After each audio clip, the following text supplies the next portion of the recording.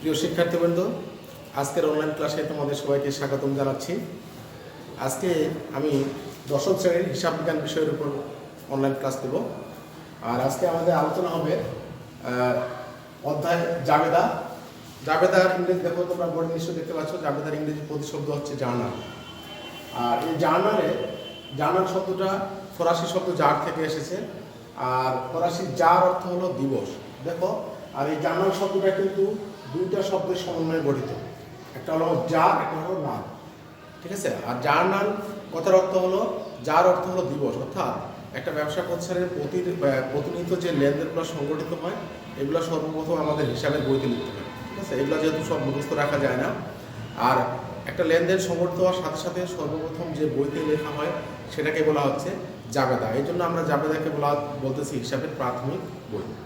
আর এই জাবেদাকে যদি আমরা সংজ্ঞায়িত করি, তাহলে জাবেদাটা হলো এরকম যে একটা ব্যবসা প্রতিষ্ঠানের দৈনিক লেনদেন সমূহ তারিখের ক্রমানুসারে ডেবিট ক্রেডিটে বিন্যস্ত করে সর্বপ্রথম যে বইতে লেখা হয় সেটাই হলো জাবেদা। এই জন্য আমরা জাবেদাকে হিসাবের প্রাথমিক বই বা দৈনন্দিন বই বলে থাকি।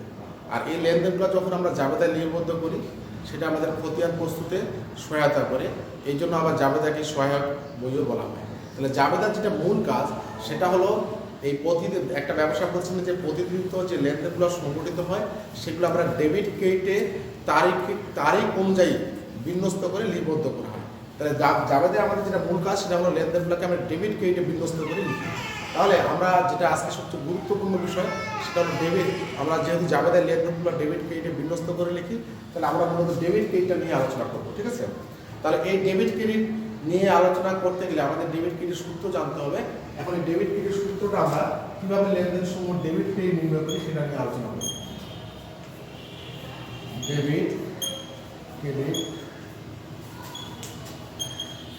নির্ণয়ে নিয়ম।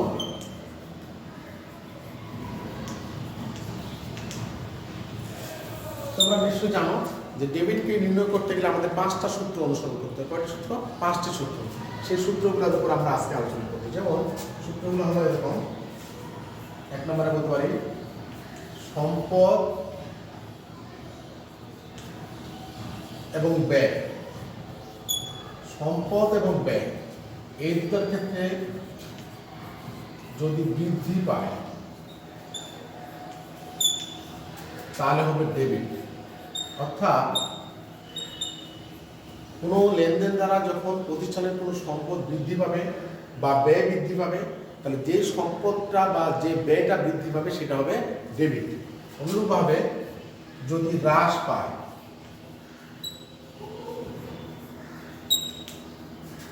তাহলে হবে ক্রেডিট। অর্থাৎ লেনদেন দ্বারা যদি প্রতিষ্ঠানের কোনো সম্পদের হ্রাস হয়, তাহলে কোনো সম্পদ বা ব্যয়ের হ্রাস হয়, তাহলে যে সম্পদ বা ব্যয় হ্রাস পাবে সেটা হবে ক্রেডিট। তাহলে এই সূত্র দুটো আমাদের মনে রাখতে হবে ডেবিট ক্রেডিট নির্ণয়ের জন্য। 3 নম্বরে আমরা বলতে পারি যে দায়, আয় আর মালিকানা সত্ত্ব।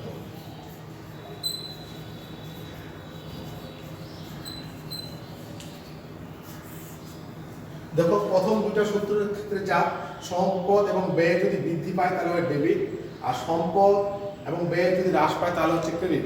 ঠিক তার বিপরীত হলো দায়, আয় এবং মালিকানা সত্ত্ব। এই তিনটা হলো তার বিপরীত। অর্থাৎ যদি দায়, আয় এবং মালিকানা সত্ত্ব বৃদ্ধি পায় তাহলে হবে ক্রেডিট, আর যদি হ্রাস পায় তাহলে হবে ডেবিট। এই সূত্রটার উপরেই কিন্তু আমরা লেনদেন বা জাবেদায় লিপিবদ্ধ করতে পারবো। ঠিক আছে। তাহলে চলো আমরা এখন উদাহরণ দিয়ে দেখে নিই। যেমন একটা আমি লেনদেন লিখব যে নগদে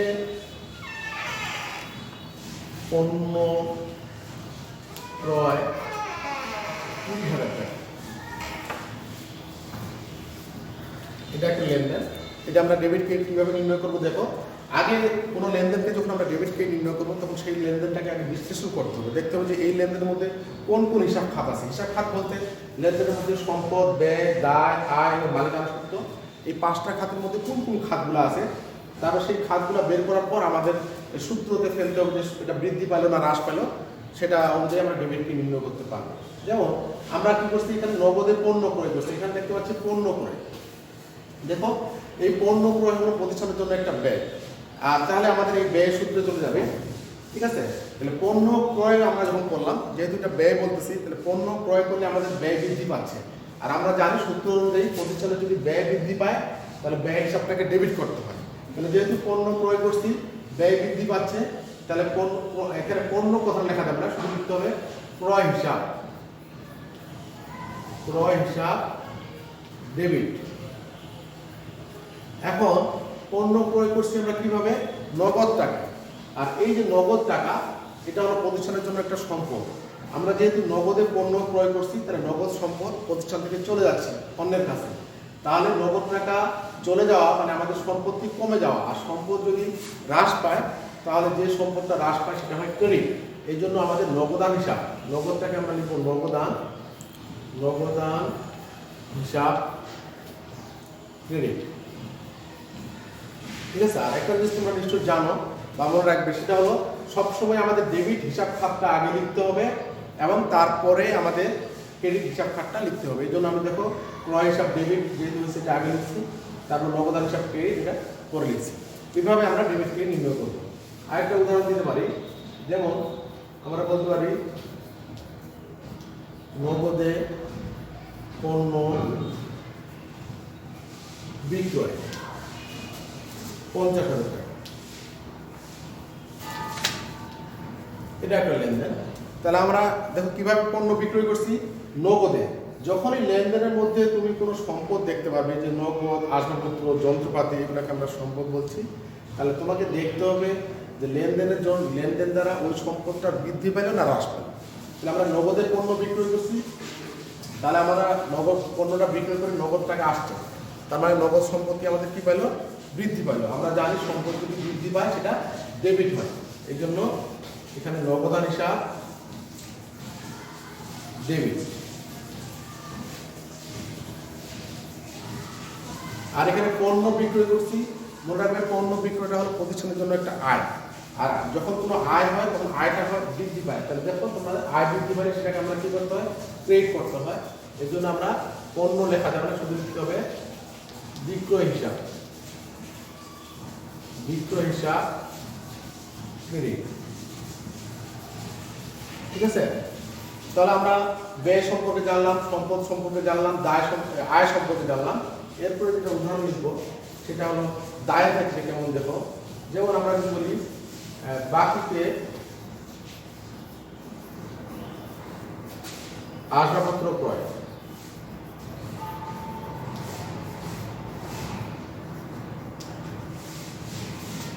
5,000 টাকা মনে করো। ঠিক আছে, বাকিতে আসবাবপত্র ক্রয়। এখানে একটা জিনিস তোমরা মনে রাখবে যে বাকিতে যদি আমরা কোনো কিছু ক্রয় করি তাহলে তার জন্য আমাদের দায়ের সৃষ্টি হয়, এবং বাকিতে ক্রয় করলে সেটার জন্য আমাদের পাওনাদার দায় বৃদ্ধি করবে। ঠিক আছে, এটা। তাহলে দেখো আমরা কি ক্রয় করছি, আসবাবপত্র। এই আসবাবপত্র হলো একটা সম্পদ। আমরা যেহেতু আসবাবপত্র ক্রয় করলাম, তাহলে আসবাবপত্র ক্রয় করার কারণে আমাদের আসবাবপত্র সম্পদ কি হলো, বৃদ্ধি পাইল। আমরা জানি সম্পদ যদি বৃদ্ধি পায় সেটাকে ডেবিট করতে হয়। এই জন্য আসবাবপত্র হিসাব হবে ডেবিট, আসবাবপত্র হিসাব ডেবিট। ঠিক আছে, আর আমরা কিভাবে ক্রয় করছি, বাকিতে। এখন বাকিতে আমরা যার কাছে ক্রয় করছি তাকে বলবো হলো পাওনাদার। আর বাকিতে ক্রয় করলে যেহেতু ভবিষ্যতে তাকে আমাকে টাকাটা পরিশোধ করতে হবে, যখন বোঝাবে যে ভবিষ্যতে আমাকে টাকা পরিশোধ করতে হবে, তার মানে আমার দায় বৃদ্ধি পেয়েছে। মানে দায় বৃদ্ধি পেলে দেখো, দায়ের ক্ষেত্রে যদি বৃদ্ধি পায় তাহলে সেটা ক্রেডিট হয়। তাহলে ক্রেডিট খাতটা পরে লিখতে হয় এবং ডেবিটের ক্ষেত্রে একটু সরাই লিখতে হবে। এই জন্য পাওনাদার হিসাব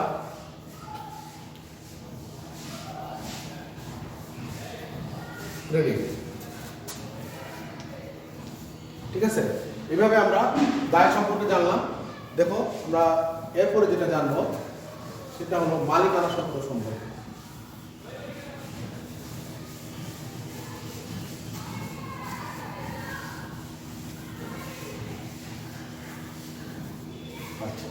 এরপরে দেখো 4 নাম্বারে যেটা এক্সাম্পল দেবো আমি, যে যেমন বলতে পারি মিস্টার এক্স নগদ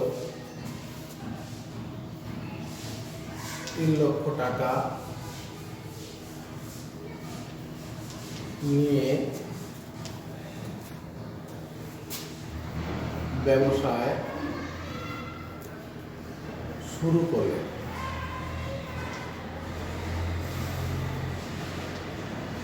ঠিক আছে, তাহলে এখানে মিস্টার এক্স কি করলো, 3 লক্ষ টাকা নিয়ে ব্যবসা শুরু করলো। তাহলে কি নিয়ে আসলো, নগদ টাকা।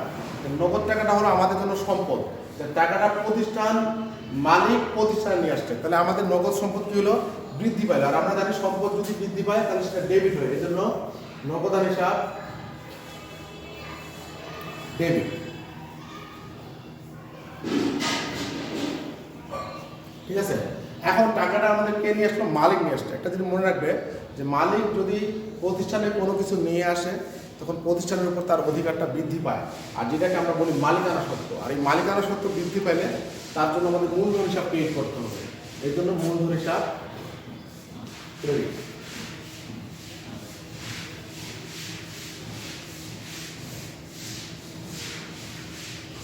ওকে, তাহলে তোমরা মনে রাখবে যে লেনদেনগুলো যখন আমরা হিসাবের প্রাথমিক বই বা জাবেদায় লিপিবদ্ধ করবো তখন আমাদের কী করতে হয়, যে তারিখের ক্রমানুসারে আমাদের ডেবিট ক্রেডিটে বিন্যস্ত করতে হবে, ডেবিট ক্রেডিটে বিন্যস্ত করে লিপিবদ্ধ করতে হবে। যেমন আমি একটা এক্সাম্পল দিয়ে তোমাদের দেখাবো যে কীভাবে লেনদেনগুলো আমরা জাবেদা বইতে লিখি, তাহলে তোমরা বুঝতে পারবে।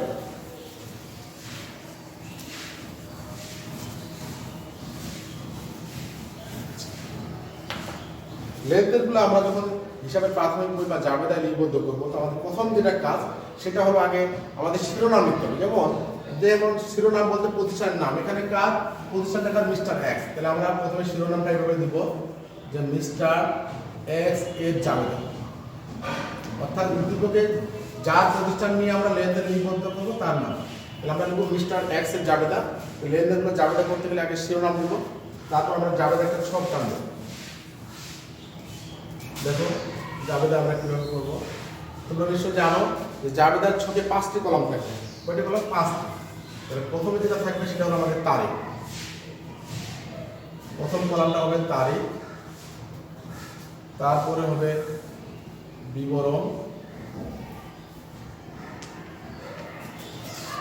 তারপর একটা কলাম সেটা হলো খতিয়ান পৃষ্ঠা, বইয়ে তোমরা পাবে। তারপর হলো একটা ডেবিট টাকা,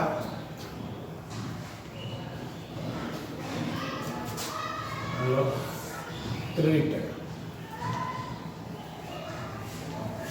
ক্রেডিট টাকা।